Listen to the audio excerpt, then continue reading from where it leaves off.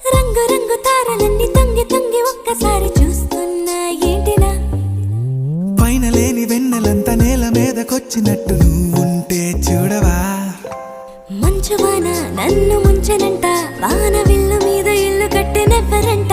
ఈ లోకమంతా నిన్ను చూసినంట